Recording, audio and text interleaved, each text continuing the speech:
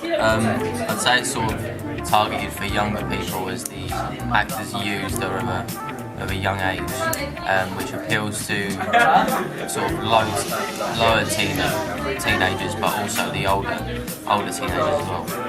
Probably sort of like young adults, teens, that kind of age group. As a fan of British film, I know that generally the genre can appeal to people of different age groups. I think this one does seem to be for the younger viewer, simply because of the cast. The age of the cast seemed quite a lot younger, and even the violence and the groups that are battling with one another are quite young. So for that reason, I think it's a teenage, young 20s kind of film, maybe like kidulthood or something like that. I'd say the age group for the film is probably like over 18, because there's quite a lot of scenes of like violence and quite adult things. I generally say just young adults, 15 to 25, people who experience it, see it daily, things like that.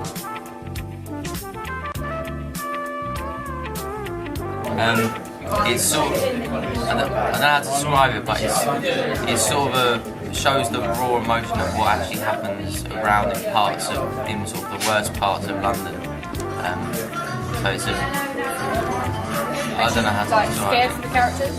In a way, yeah, because it's almost like they have no way out and they're caught up in that sort of predicament, and that's the way they have to go. It kind of makes me feel sorry for the characters, because seeing that makes me feel like quite privileged in what I get, because they seem like quite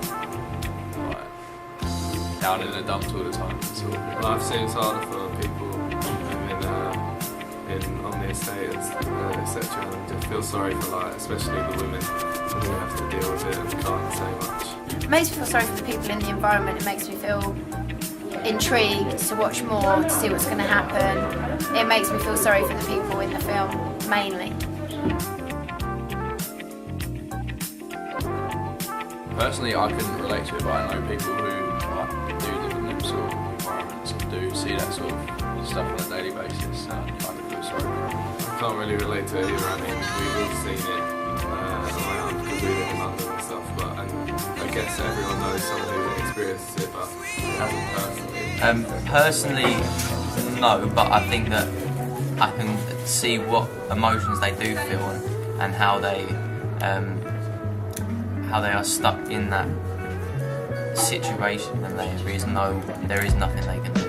Not particularly, but I feel like when you go about your everyday life, you do sort of notice these things even if you're not involved in it. Yeah, sure, it's really relatable too. You can understand how people feel like that, and living in London you see people like that all the time. Not the crime maybe, a bit extreme, the women, prostitution, pimp, things like that, maybe less so. I think the voiceovers work really well in portraying or describing what's happening, but also the tone in which they're said makes it easy to relate to where this film is actually being set. The cinematography, the pace of it, the beginning is very realistic in terms of British film. We've got a really funny, over-the-top character. The voiceover makes you empathetic with the main character. I like the urban area. The montage is good. I'd say the end scene where it has the back coming around to hit Tayo is quite a good scene, good camera work and stuff, and just the general visual scenes of what's happening. I think it has a snapshot of a lot of the life that people have to, a lot of things people have to go through, and it portrays it quite well for the film, and it's quite realistic, really.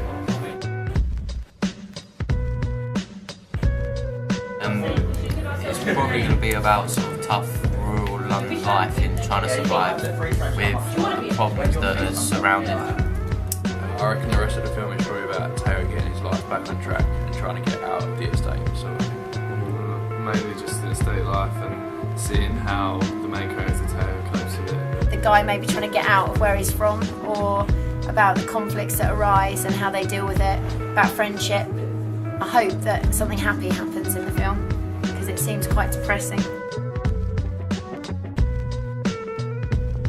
Yeah, the shots used were cleverly and slickly filmed, and the voiceovers helped keep the audience engaged throughout. It was a very engaging film.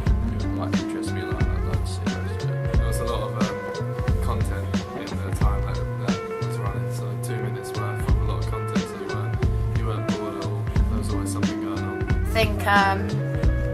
I think it's very engaging. I think although the speaker is quite calm and the pace is quite slow, you do feel that you relate to what's going on and that you've got a relationship with the main character. It's good.